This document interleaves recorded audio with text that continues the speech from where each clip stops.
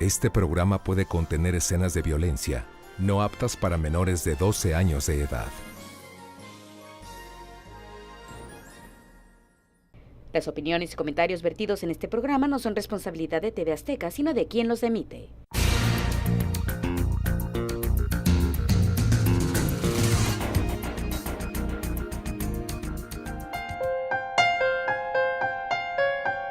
Trata de personas, un problema recurrente.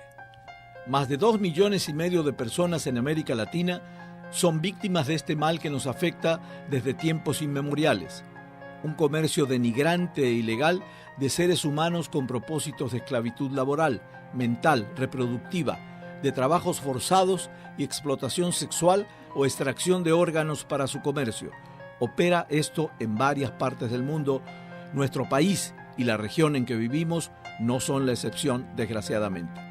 Lo hacen sin compasión contra la voluntad y el bienestar del ser humano, explotando impunemente necesidades económicas básicas de la gente que menos tiene y que más pierde con estas acciones abominables. Hoy, en nuestro programa, 2 expertos en el tema nos explicarán por qué siguen sucediendo estas brutales prácticas en pleno 2018, cuál es el rol de la autoridad en turno y quiénes, desde las sombras, provocan la demanda de estos servicios. Buenas noches y bienvenidos a un nuevo programa donde pondremos sobre la mesa otro tema de interés general. En este caso, un tema recurrente, un tema que ya lo tocamos hace un par de años en este mismo programa, pero da para mucho, da para seguir investigando e invitando expertos como los de esta noche que nos vuelven a acompañar para platicarnos cómo estamos en este septiembre del 2018 con este problema. Mi compañera, ¿Qué buenas tal, señor noches. Chicone? Muy buenas noches. Ya me urgía que iniciara este programa fuera de cámara. Lo empezábamos ya a platicar, pero ¿qué le parece si iniciamos por presentar a los expertos que nos acompañan este día? Víctor Clark Alfaro, originario de Tijuana, estudió maestría en Antropología Social en la Universidad Iberoamericana y en la Ciudad de México y realizó estudios de doctorado en Sociología en la Universidad de California en San Diego. Es profesor en el Centro de Estudios Latinoamericanos en San Diego State University y fundador y director del Centro Binacional de Derechos Humanos hasta la fecha. Ha sido articulista para Pacific News Service desde 1987 a 1991, columnista en el periódico La Opinión en Los Ángeles, consejero de la Comisión Nacional para el Desarrollo de los Pueblos Indígenas y autor de los libros Los Mixtecos en la Frontera, Baja California, de 1991 y Mixtecos en Frontera en el 2009. También se encuentra con nosotros Héctor Alejandro Orozco Alvarado. Él es licenciado en Derecho por la Universidad Autónoma de Baja California. Cuenta con diversos diplomados en Derecho Procesal, Penal, el Nuevo Sistema de Justicia.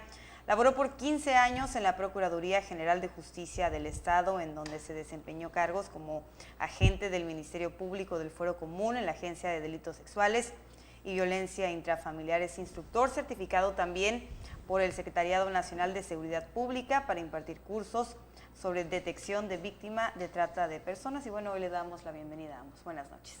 Buenas noches. Buenas noches y bienvenidos. Reitero la bienvenida de mi compañera. Y bueno, platicábamos antes de entrar al aire que hicimos este programa hace 2 años, o el mismo tema, digamos, ¿no? Y pensábamos aquí con mi compañera, decir, hay que revivir esto porque desgraciadamente pues la recurrencia sigue a la orden del día. Y bueno, pues un poco la idea es establecer un status quo para ver cómo andamos en esta materia de la trata de personas. Así que el que quiera empezar primero, Víctor. Pues sí, como dices, no es que se mantenga el status quo, es un fenómeno masivo y expansivo. Y las cifras hablan por sí mismas.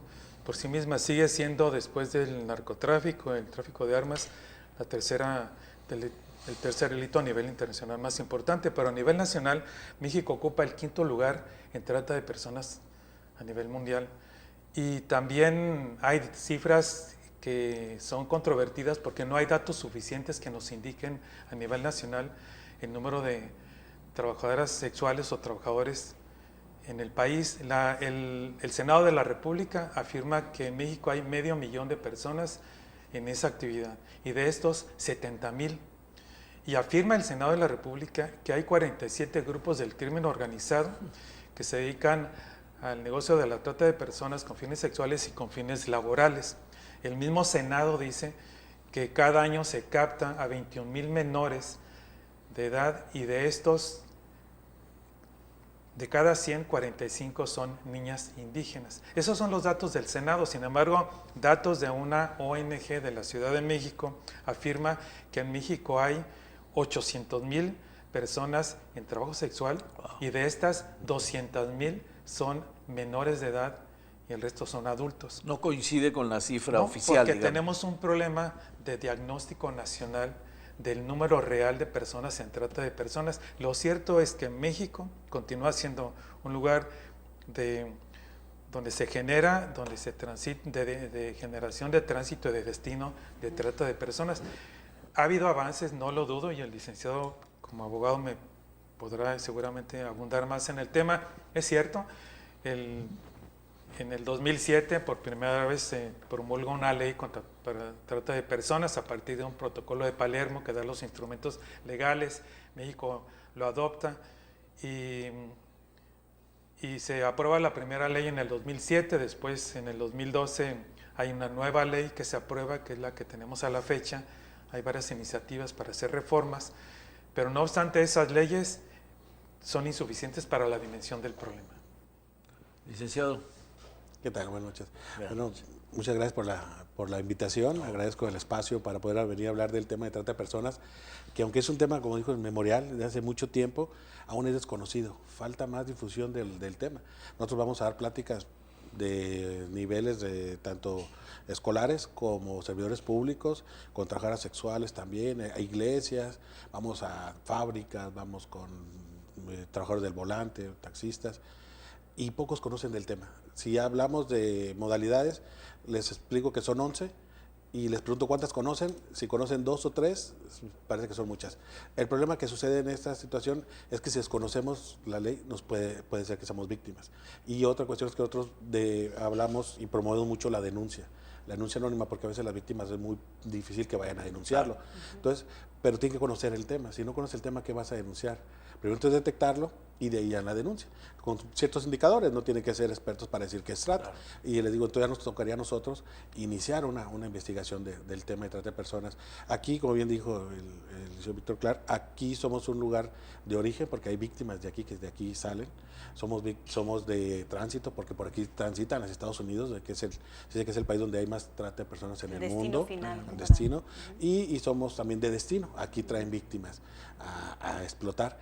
Esas víctimas, pues bueno, ya nos tocaría detectarlas, que no es algo sencillo, como lo vamos a ir explicando, pero también lo que nosotros queremos es que las víctimas, que no surjan más víctimas de aquí, de Baja California. Entonces, por eso hacemos un trabajo muy, muy arduo, pues, a órdenes de la procuradora, de dar mucha prevención. Y hemos dado bastante, nos hemos unido con sociedad civil y organizaciones religiosas también, para ir a hablar con muchachos, hacer congresos de prevención, y lo ven diferente porque nos ven ya gente uniformada, policías, y como un ejército de gente que va a hablarles de los temas que están pasando. No es lo mismo, porque los maestros nos dicen, nosotros podemos hablar, sus papás, pero como que no lo creen. Pero ya cuando va uno y les muestra imágenes y lo que está sucediendo, claro, ya los muchachitos los toman más en cuenta. Y eso nos ayuda mucho nos gusta mucho ir a dar la prevención, porque sabemos que el tema no es tan fácil de detectar, tampoco de integrar la averiguación previa o la carpeta de investigación, porque las mismas víctimas muchas veces ya no quieren continuar por diferentes situaciones, y a veces es entendible, ¿no? No está en un lugar fuera de su ámbito, de su familia, no nos conocen, son muchas cosas que pueden suceder. Entonces no es tan sencillo que ellas quieran denunciar o continuar en un proceso. Entonces por eso damos más lo que es la prevención, le apostamos más a eso, por honestamente la superioridad. ¿Por qué no hay campañas masivas? Yo me acuerdo haber visto una campaña hace 5 años. Y no he vuelto a ver una campaña masiva. Lo que usted dice claramente es que dan charlas en las iglesias, pero ¿por qué no hay una masividad en ese tipo de información? ¿Y a qué me refiero con masividad? ¿Por qué no hay un comentarista que toda la semana, así como una cápsula de deporte, nos hable sobre el problema de la trata? ¿Por qué no? Sí. En radio, en televisión, en prensa, en el internet, donde está la gente. ¿Por qué no hay? ¿Por qué tienen que ser las charlas casi privadas, en una iglesia, en un recinto. ¿Por qué no hay campañas masivas? Sí. De hecho, la Comisión Nacional de Derechos Humanos sí tiene campañas detrás de lo que ve eso, pero bueno, al final de cuentas ni tenemos una campaña local, ¿no?, sobre los temas que afecten, sobre todo en Baja California. Sí hay autoridades como la Secretaría de Seguridad Pública del Estado con prevención, y tenemos un grupo que estamos formando, sobre todo con la Secretaría de Seguridad Pública Municipal, con la Policía Federal, también con Gendarmería, para hablarles de estos temas. Pero sí, una campaña sí sería importante. Yo no estaba en ese tiempo aquí en lo que es trata de personas, tengo 4 años y medio, y supe de una campaña que de hecho la miraban, tú no eres mercancía, creo que se llamaba, era por parte del municipio. No eres mercancía. Y en ese tiempo, cuando se hizo esa campaña, fue cuando tuvimos más personas detenidas y más víctimas. Claro, porque la gente lo miraba y lo denunciaba. Claro, digo, por una deducción simple, ¿no? A grandes males, grandes remedios comunicativos. En este caso, hacer una campaña donde el problema existe. Aquí no estamos hablando de cosas que pasaron o que pueden volver a pasar. Son cosas que están permanentemente o latentes ahí. El problema sigue latente, por eso era la pregunta. No sé, Víctor, si en Estados Unidos hay ese tipo de campañas o cómo las manejan. Bueno, lo que pasa es que, como expliqué hace 2 años, que a nivel internacional existen 2 sistemas, el sistema que prohíbe y el sistema que tolera y regula. Y el sistema adoptado en Estados Unidos es el sistema prohibicionista. Entonces, como hay una prohibición de la prostitución, allá no hay, pues sí, hay advertencias, pero las campañas no tienen el contenido que tienen en el país, porque allá se prohíbe, se sanciona y se criminaliza la prostitución. Bueno, está legalizada en Las Vegas y en Nevada, en 2 o 3 lugares, pero en México, nuestro país, adoptó el sistema que regula y tolera. Por un tiempo estuvo prohibido en el país. En el periodo de Lázaro Cárdenas se prohibió la prostitución, pero eso no quiere decir que se eliminó. Por el contrario, acababa de pasar la Revolución Mexicana y México, el país, quería olvidarse de ese periodo. Y es cuando florece, de hecho, las famosas casas de cita. Claro. Sí. Y ese es de nueva cuenta, en los primeros años de Luis Echeverría, que se toma otra vez el sistema que regula y tolera. Por eso en México la prostitución está regulada y tolerada. Tenemos ese sistema y aquí las campañas tienen otra naturaleza. Pero volviendo a la pregunta que le hacías al licenciado, además de la prevención, que me parece que es insuficiente en el país, las políticas sociales no van a las causas, no van a combatir las causas estructurales que provocan la trata de personas, que no es otra cosa que la miseria, la pobreza, la discriminación, la desigualdad de género, etcétera, etcétera. Entonces, mientras no se combatan con políticas públicas, sociales, esas causas, pues seguiremos viendo aquí las consecuencias. A nivel nacional no hay... casi todos los estados ya han legislado, tienen sus legislaciones, incluyendo Baja California, para la trata de personas, pero no hay programas estatales de combate a la trata de personas. Sí, habrá en un municipio un programa, habrá en otro, pero no hay una coordinación entre los programas. No vemos rendición de cuentas de los programas que estén realizando a nivel nacional, no digo aquí en Baja California, no vemos rendición pública de cuentas de esos programas que están realizando, no los conocemos. Es decir, todavía estamos muy lejos de aterrizar. Y lo que bien dices, bueno, ¿por qué una plática acá? ¿Por qué otra plática acá? Me parece insuficiente.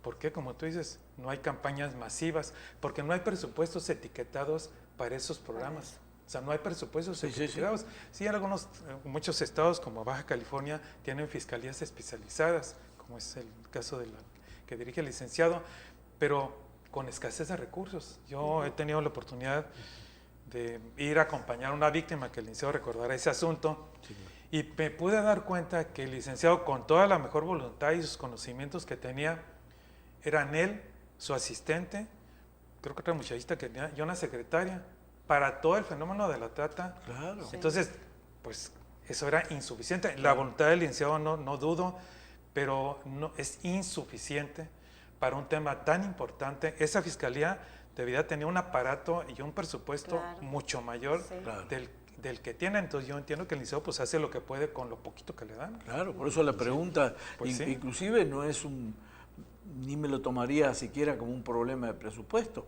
yo me lo tomaría como un problema de conciencia de los medios. Claro. Es decir, el medio no te tendría que cobrar para que semanalmente se abra la cámara concientizar. de cualquier canal y una persona pueda hablar 5 minutos o 2 minutos sobre la trata, o un periódico te abriera las puertas para que tú todas las semanas publiques tu columna sobre la trata.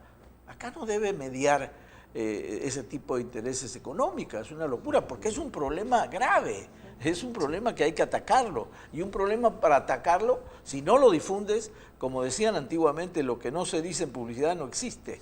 Bueno, esto es lo mismo, es decir, si no somos recurrentes en la información, va a ser muy difícil que la gente se entere, porque ni siquiera, como hablabas tú fuera de cámara hace un rato, ni siquiera la gente determina exactamente cuántos tipos de prostitución hay. Entonces, se necesita información, es lo que veo. Hablando de eso, hablábamos de las 11 modalidades, ¿nos podría explicar un poco? Sí, claro. La más conocida, pues, la sexual.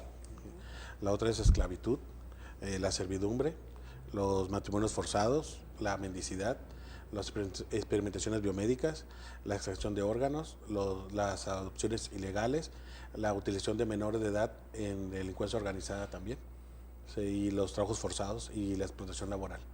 Son 11 al final de cuentas. ¿Matrimonio forzado te refieres a forzar a una niña a casarse con determinado señor, sí, o a eso? Sí, de hecho una vez el licenciado nos comentó un caso, y no se me olvida, de que fue con personas de mixtecos, ¿no? Fui a hablar con el obispo. Bueno, yo como antropólogo pues tengo mucha relación con la comunidad mixteca, y todavía en algunas comunidades, bueno, yo voy a la Mixteca Baja en el estado de Oaxaca, pero todavía en algunos grupos etnolingüísticos persiste, no es la venta, se da, porque quien no conoce el mundo indígena pensará que los están vendiendo por una relación, el intercambio de familia. por una relación estrictamente mercantil, es una dote, pero por fuera se ve como una venta. Sí. Entonces, bueno, he conocido muchos casos, la verdad, pero incluso de compadres míos y comadres que me han pedido intervenir.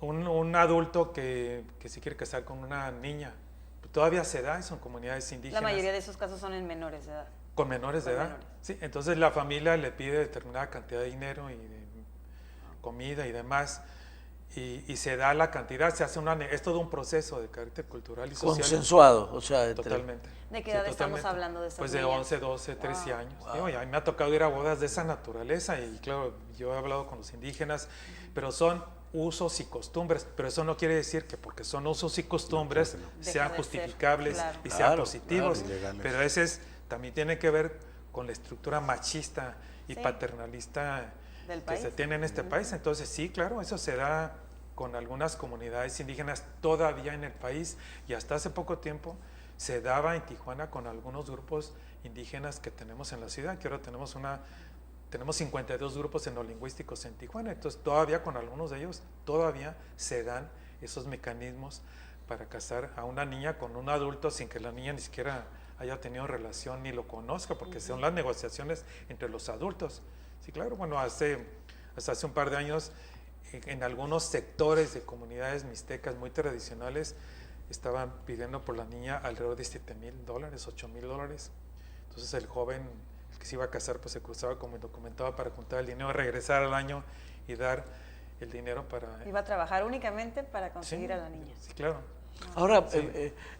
desde el aspecto de la ley civil, ¿puede ir una niña de 12 años y casarse a un registro civil? La ley no lo impide. Sí, la ley ya, claro que sí, últimamente, por ya supuesto. 18 años tiene que ser. Pero bueno, nosotros hablamos de matrimonio y ya vivir con la persona, Sí. al final de Claro, cuentas. no estamos hablando de matrimonio civil, que vayan y se casen por el civil, por decir algo. Sí, Porque estas bodas eran celebradas, pero bajo un régimen Bueno, religioso únicamente. Y civil, porque estamos hablando de pequeños pueblos, Claro. en pueblos muy pequeños donde todo el mundo se conoce. O sea, el registro civil es parte, son municipios que están manejados bajo usos y costumbres, pero muchos de ellos han emigrado aquí, y hubo un momento en que a mí me tocó ir a hablar con el obispo porque no los querían casar. Entonces tuve que explicar al obispo, que estaba Berglibe Lauzarán en aquel entonces, Sí, claro. para explicarle pues toda la dinámica social y cultural, que la entendió, pero no autorizó, por supuesto, ¿no? Porque Claro. era una niña, ¿no? Claro. Por supuesto, ¿no? Sí. Tú hablabas al comienzo, Víctor, dabas unas cifras estadísticamente. ¿Cómo estamos en México en el tema? mal, fuimos mejorando algo, las cosas siguen peor. Claro, el punto donde estamos es neurálgico porque es la frontera, ¿no? Es mucho más delicado que otros puntos a lo mejor del país, pero ¿cómo podemos hacer una evaluación? Es un delito bueno, que no es tan fácil de denunciar. No es como que a alguien le roban un carro o lo detienen con droga, claro. Es muy sencillo, o que alguien lo lesione, bueno, voy y denuncio. En este tema es muy difícil. Hemos tenido víctimas que ya están en la oficina para denunciar y mejor prefieren retirarse. Y como sabemos que de la víctima, pues, tenemos que aceptar, si no quiere denunciar, pues no denuncia, ¿no? Entonces, hablamos con ellos, somos honestos lo que va a pasar, porque hay que decirles que hay un proceso, todo lo que está sucediendo. Muchas veces no quieren, ya estando ahí no quieren hacerlo. Entonces, también otras, para que lleguen a nosotros a denunciar, es muy difícil. Hablamos. El arrepentimiento es una característica que la mayoría de esos casos tienen en común. ¿Por qué? Por el enamoramiento de las víctimas. De hecho, ella es la última que estaba ahí con nosotros, a la mitad de la declaración dijo, ya no quiero continuar. Y dijo, es que lo que pasa es que yo nomás quería una orden de alejamiento, no quiero meterlo a la cárcel porque dijimos que es una orden de aprehensión y un proceso. Dijo, no, yo nomás quiero una orden de alejamiento para él, pero no quiero hacerle daño. Entonces hasta ahí ya no quiso continuar. Y se le respeta lo que ella... Sí, que se respeta por derecho a la víctima, sí tenemos que respetar lo que ella... Yo escuché, licenciado, sobre una mecánica malévola de que enamoran a las niñas, que buscan un chavo medio galancito, enamoran a las niñas para atraerlas, para jalarlas. Sí, de hecho a veces ni tan galancitos, ¿verdad? ¿Perdón? A veces ni tan galanes, ¿no? Okay. Bueno, todos. galanes dependiendo de a qué galán te refieres, claro. Pero un galán de Tlaxcala es muy distinto a un galán. Claro. No, y en ocasiones ni existen, simplemente es una foto tomada de otro joven para... no, por eso cuando ya es directamente. En el caso, yo hablo directo, claro, en redes puedes hacer. Sí, claro, en el caso del enamoramiento personal, no es el físico el que atrae a la mujer, eso es sino una buena aclaración. La retórica, sí, que son muy hábiles para envolver adolescentes con regalos primero, con obsequios, las impresionan, les dan obsequios, las van envolviendo, se enamora la muchachita ingenua del otro que ya tiene un proyecto con ella y en algún momento le dice para lo que la va a involucrar o simplemente se van como si fueran pareja de novios a algún lugar, a Tijuana puede ser, y ya esta hora que le dice mañana te vas a comprar ropa porque te vas a parar en la zona. Entonces la muchacha pues todavía enamorada del otro le dice que van a ser por unos días y parándose pues creyendo que todavía es parte de una relación que solo es para ayudarlo, pues realmente se ve envuelta en una red de la que entonces la siguiente estrategia del padrote, del proxeneta o del viejo, como le llaman, es embarazar a la muchacha, para que una vez que nazca el bebé se lo llevan a los papás de él y con eso ya la tiene totalmente enganchada. La muchachita, si quiere salirse, pues le dicen dos cosas: te sales, le digo a tus papás en qué estás, o te sales y tu hijo no te lo voy a entregar. Entonces ya se vuelve una relación incestuosa, me refiero muy complicada para ella, porque además muy jovencita, obligada, y además cuando llegan y las paran en la zona de tolerancia, les piden 1,000 pesos o 1,500 ahorita. Ya a mí me traes diariamente 1,000 pesos. Entonces ellas tienen mucho trabajo, tienen más que otras. Tampoco quiero dar la impresión de que ganan miles de dólares porque no es así tampoco, ¿no? Entonces las que están llegando, claro, tienen más clientela y pagan al proxeneta sus 1,000 pesos diarios, porque así es. Y hay proxenetas que practican la poligamia, que tienen varias paradas, como les llaman, tienen varias paradas o tienen 2 paradas aquí, 3 paradas en Puebla, o depende, ¿no? Como las tengan paradas, sí, porque así es el sistema. Y que entre ellas también saben, están conscientes. Claro que sí, por supuesto que sí. Sí, claro, están conscientes, sí. Es todo un mecanismo, es todo un proceso que se ha ido refinando a lo largo de 2 o 3 generaciones de padrotes que son hijos de padrotes y hoy son los hijos de los padrotes. Se fue sofisticando. Es un negocio familiar. Pues bueno, nosotros cuando conocimos el fenómeno en 1992 eran redes de hermanos, primos, pero después fuimos observando con el transcurso de los años que ya no eran el primo y el hermano, ya era el papá, la mamá y los hermanos. Y hoy tenemos redes ya que involucran a modelos que semejan a los modelos del crimen organizado, porque se han ido sofisticando las redes de proxenetas, y están además las redes de organizaciones del crimen organizado, que son distintas a las otras, a las de Tenancingo, que son muy conocidas, que Tenancingo, que es la capital de los padrotes. ¿No? Están las otras redes del crimen organizado, esas de los carteles de drogas, pues que ellos tienen otras estructuras, ¿no? Claro. ¿Hay algún punto, porque nosotros cuando hablamos de la inmigración que viene del sur, ¿hay algún estado en particular que tenga,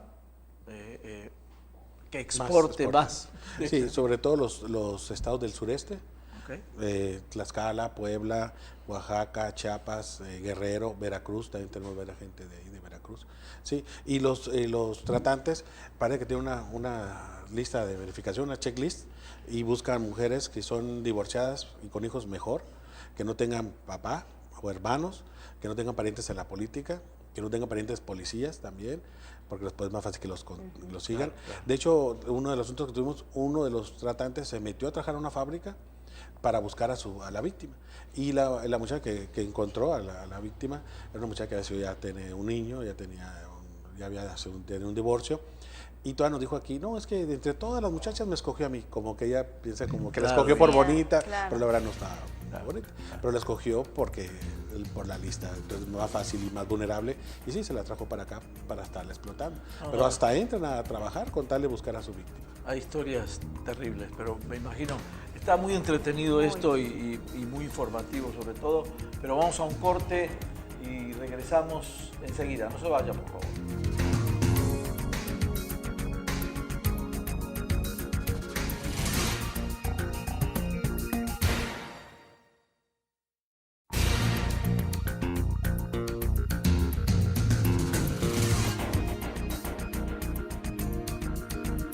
Estamos de vuelta en su programa Sobre la Mesa y esta noche hemos puesto sobre la mesa el tema de la trata de personas. Justo antes de irnos a corte platicábamos sobre los procesos y características, los procesos de operación de estas redes de trata de personas, y generalmente en estas historias nos imaginaríamos tal vez una menor, una jovencita vulnerable de escasos recursos, y es importante también reconocer que no es así, y este tema se da en todos los estratos sociales.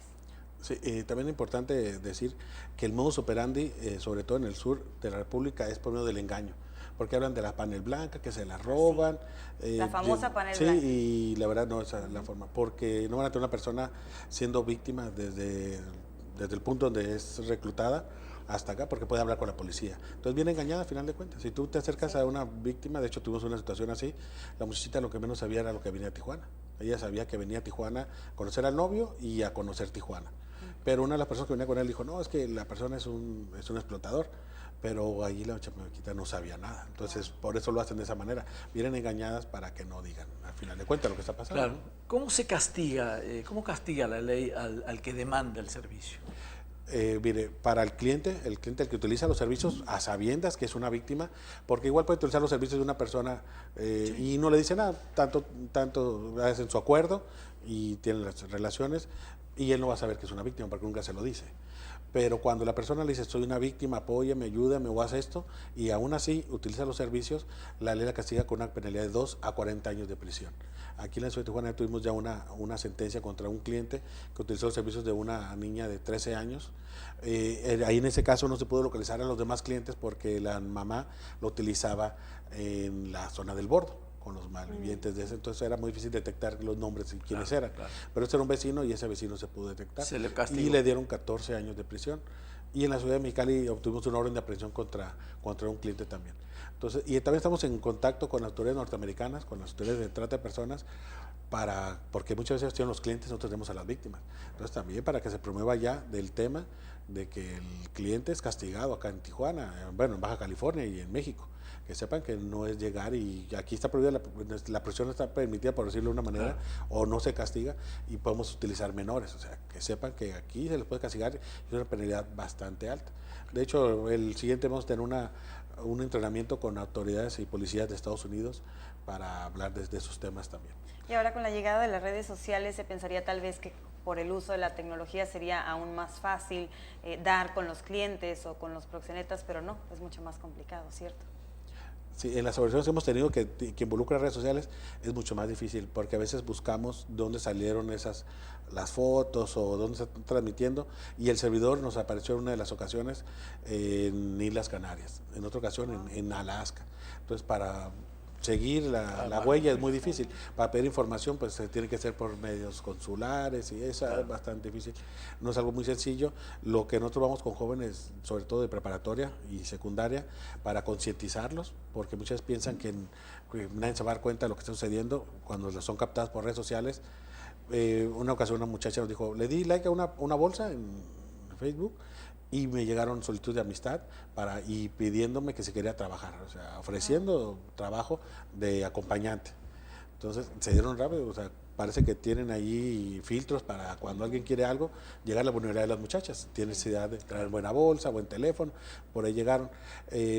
Tuvimos varios casos en los cuales las víctimas eran captadas por redes sociales, iban y les tomaban fotos desnudas, las subían a un portal y las promovían en Estados Unidos. Entonces ya venían los clientes, y no decía que era menor de edad, pero igual, al final de cuentas venían, y a las muchachitas iban por ellas a la escuela y las llevaban al motel y después las regresaban a la hora.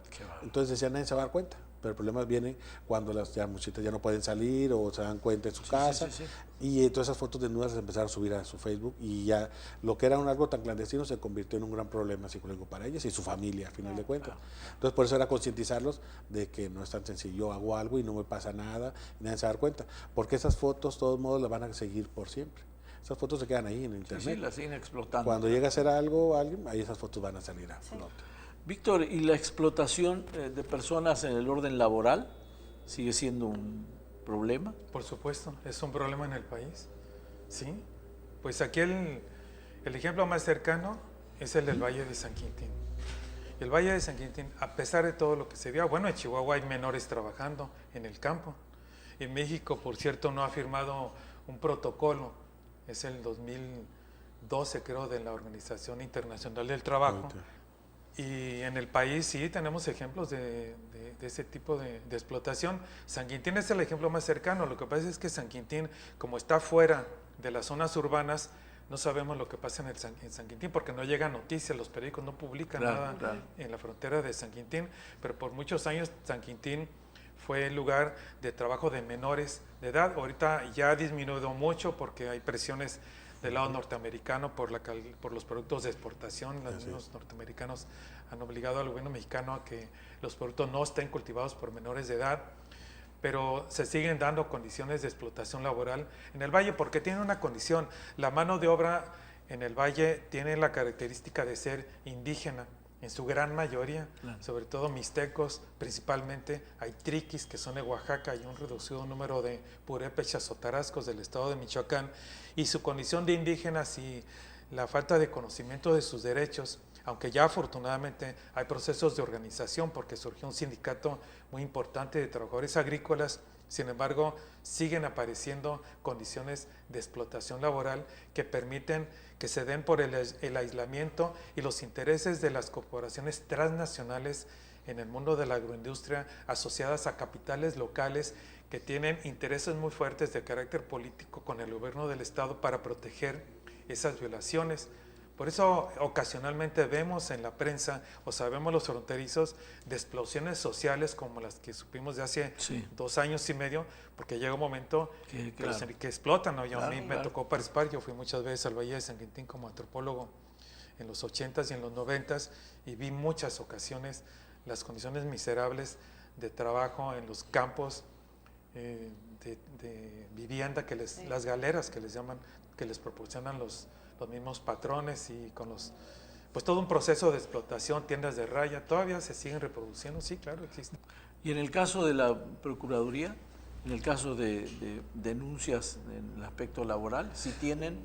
Son mínimas. Lo que mayor que hay son la sexual, es decir, tenemos yo creo que un 90% la de cuestión sexual, que es la más visibilizada y que la gente conoce y que pueda denunciar. Digo, muchos trabajamos de denuncias anónimas, la que más conoce. Otras son más difíciles hasta detectar también, como podemos hablar de trabajos forzados a las sirvientas. Podemos ver una muchacha que es un vecino que no deja salir a la sirvienta, pues pensamos que es, qué abusador, porque no deja salir, pero es un tema de trata y puede ser eso.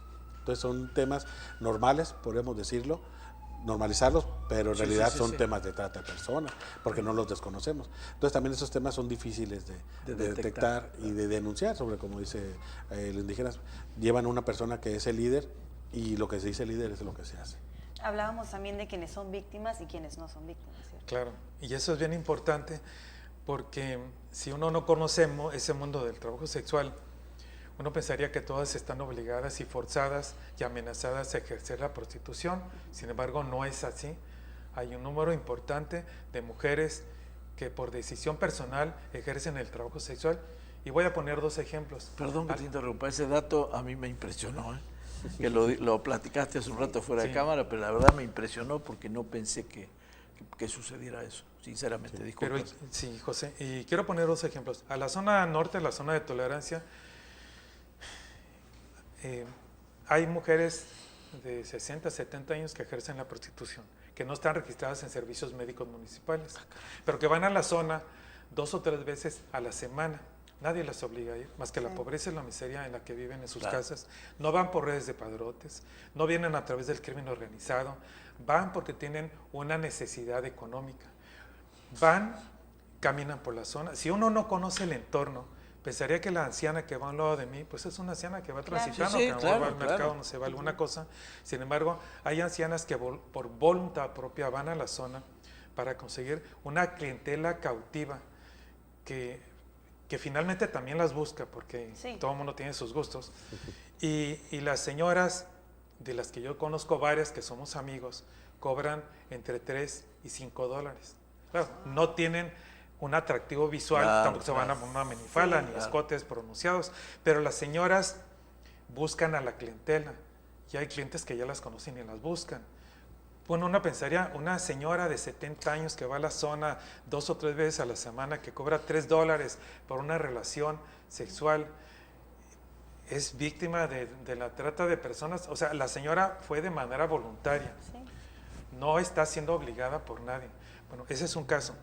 Hay mujeres en bares, en los mejores bares de la zona, que no van obligadas al trabajo sexual, que como una opción laboral decidieron ir a trabajar a determinado bar porque saben que allí pueden ganar lo que no ganarían nunca en su vida cotidiana como profesionistas o en su propia especialidad. Entonces hay mujeres muy guapas que van a bares específicos de la zona, que no van obligadas, ni vienen por redes, ni el tráfico. Y que, como mencionas, tal vez lo hacen por cierta cantidad de tiempo para obtener un dinero determinado y lo dejan. Ahorran su dinero, regresan a sus lugares de origen, no son la mayoría de Tijuana, vienen de los estados del sur. Esos no vienen de Tlaxcala, no vienen de Guerrero, vienen fundamentalmente de Sinaloa, de Jalisco, de Chihuahua, de Coahuila. Tipo de mujer atractiva. Otra condición, otra condición física. Vamos. Exactamente, entonces esas mujeres no vienen a través de redes. Entonces podemos confundir cuando la ley castiga.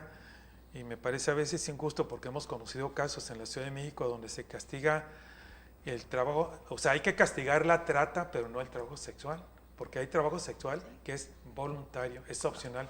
El trabajo sexual llevado al mercado se ha diversificado, y eso no solo en Tijuana, en otras partes, en las grandes ciudades. Y en Tijuana, como dice el licenciado, pues sí, ahora es a través del internet, pero en Tijuana sí ha salido de la zona de tolerancia.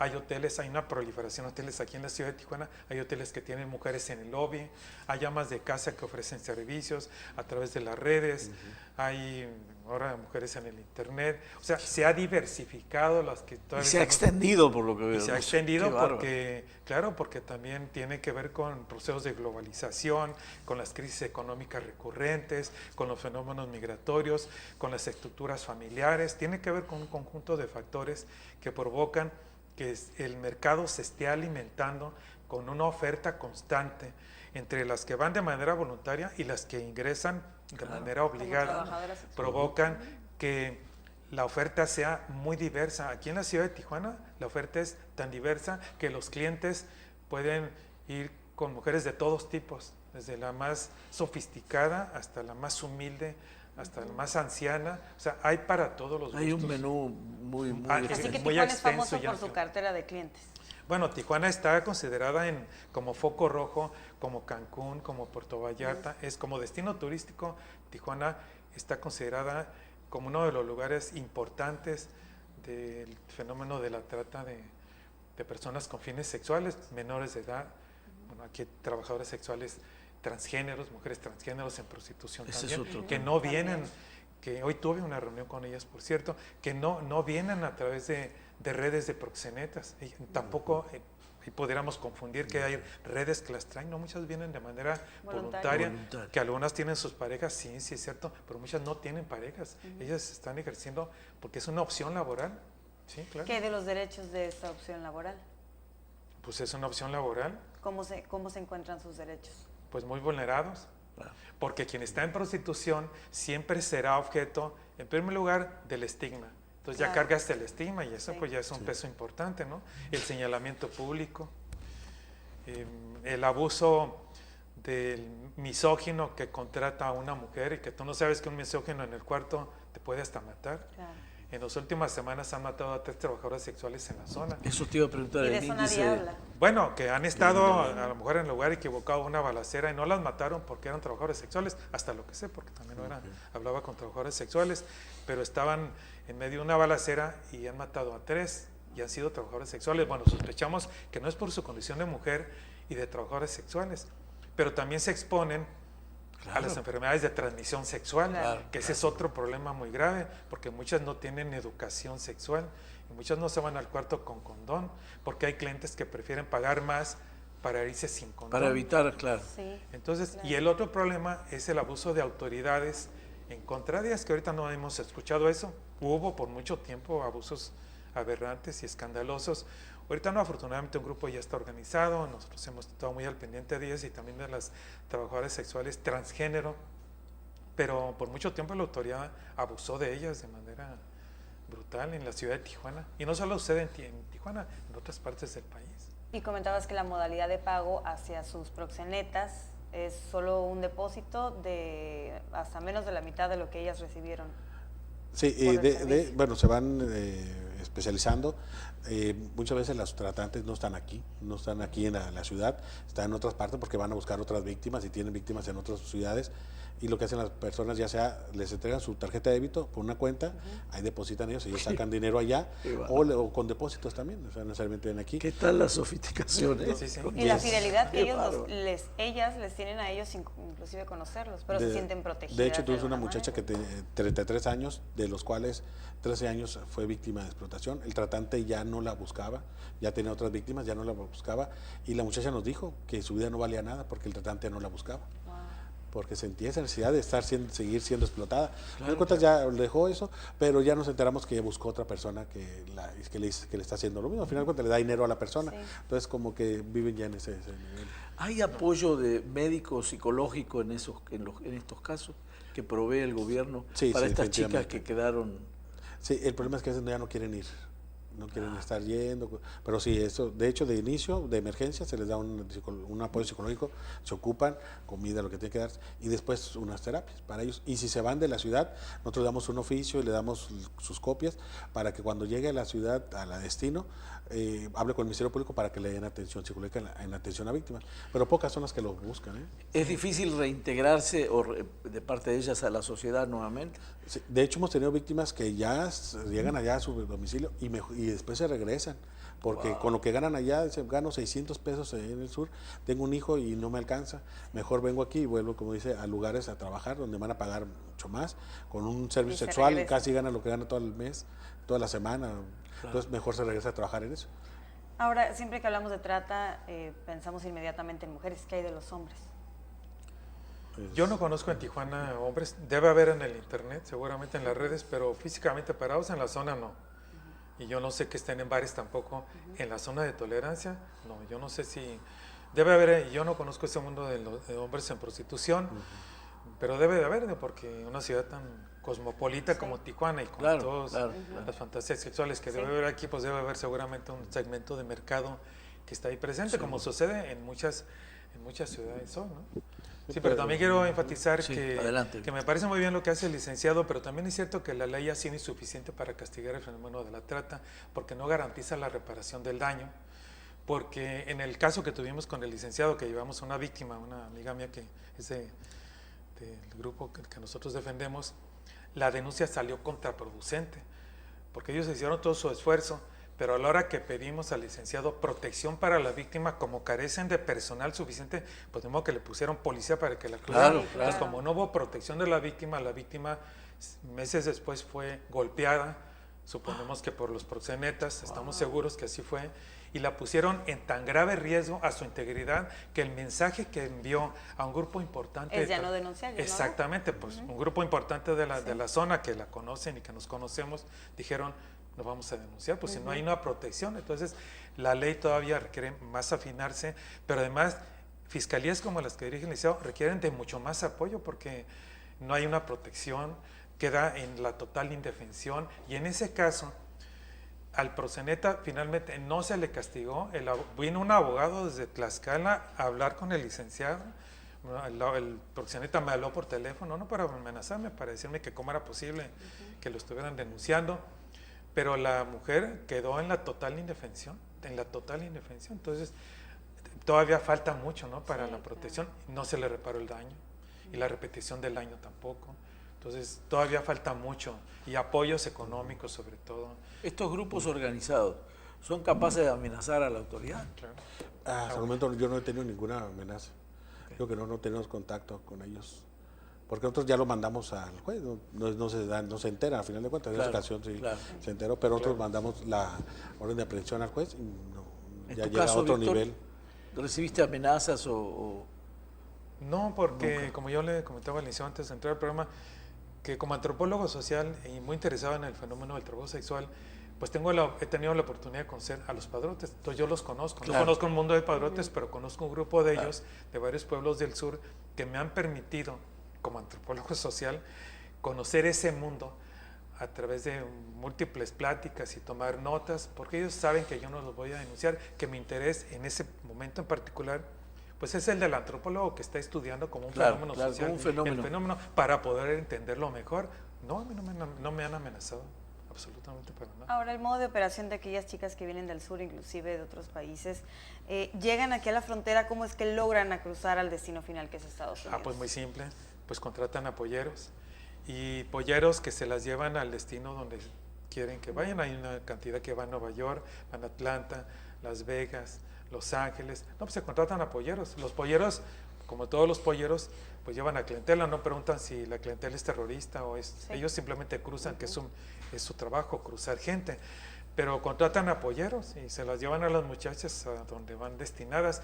El problema es que cuando ya llegan a Nueva York, por ejemplo, ahí el fenómeno es distinto, porque ahí no van a trabajar generalmente a las calles. Como la prostitución está prohibida en Estados Unidos, trabajan en departamentos. Y allí cobran, bueno, les dan a las muchachas $33 por cada cliente que tienen, pero están trabajando 12 horas diarias en una jornada agotadora, y claro, ganan mucho dinero, que es un atractivo muy importante para ellas, pero mucho dinero que después va a dar a manos del proxeneta, y ellas se quedan con una cantidad mínima.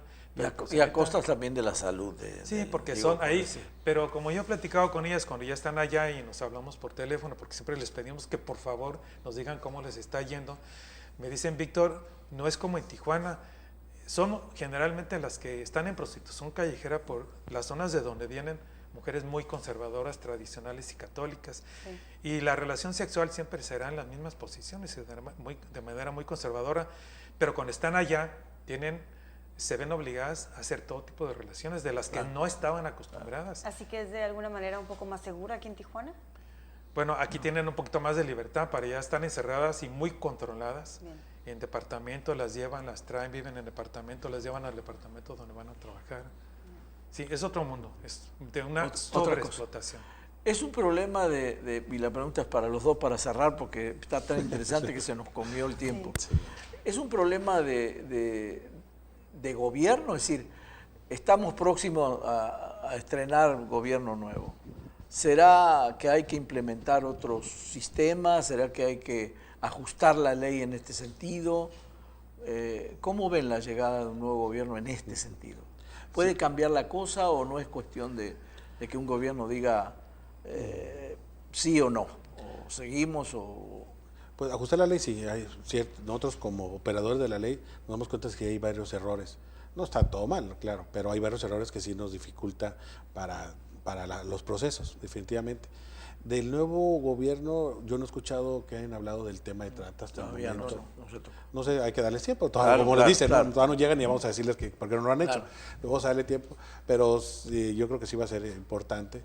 Un ajuste en la ley definitivamente. y que se encargue más de esto. Sí, porque la ley que se promulgó en el 2012, que ya tiene 6 años, no termina de aplicarse plenamente los mecanismos de la ley en todo el país. Y es un asunto de derechos humanos que, como dije al principio, hay que combatir las causas que provocan ese fenómeno. Y mientras esas causas no se combatan, pues seguiremos teniendo los efectos acá, que es los que el licenciado trata, ¿no? Y los que uno estudia, ¿no? De hecho, hay una sentencia de la Corte Interamericana de Derechos Humanos a Brasil, se llama Brasil Verde, y es lo que comenta el licenciado, que el país también permitió que las gentes fueran vulnerables por todas esas cuestiones, no información, estudios, y castigó al país, a final de cuentas, a Brasil. Y como usted dice, no se puede pedir ahora, porque todavía ni siquiera son gobierno, pero se han tocado ya varios temas. Ese tema todavía no lo escuché. Yo no lo he escuchado. Claro, pero vamos, esperemos que la cosa se mejore. Y bueno, les agradezco infinitamente a los dos y como ven, el tiempo se fue volando. Mucha información. Sí, nos faltó tiempo, la verdad. Claro que nos falta tiempo. Cuando el tema es interesante y tenemos dos expositores de calidad, siempre pasa lo mismo, pero quedamos abiertos para otro programa, compañera. Así es, esperemos que, ya estuvieron aquí hace 2 años, esperemos que en 2 años regresen y que nos den números un poco más alentadores. O menos, quizás cuando ya este gobierno nuevo esté en acción y veamos que hay cambios o ajustes, como usted decía, pues ya de nuevo los invitamos. Y bueno, mientras tanto también nosotros, señor Ciccone, trabajar desde nuestra trinchera en la prevención también, concientización. Pues sí, de alguna manera este programa pone su granito de arena, es 1 hora hablando sobre el tema y ojalá nos sigan el paso otros programas. Claro que sí. Muchísimas gracias. Gracias por la invitación. Mucho gusto. Gracias a los dos, muy buenas noches. ¿Despedimos? Muy buenas noches y esperemos que usted en casa haya disfrutado tanto como nosotros este programa que como siempre tratamos de poner sobre la mesa temas de su interés. Los esperamos en la próxima emisión de Sobre la Mesa. Que pasen muy buenas noches.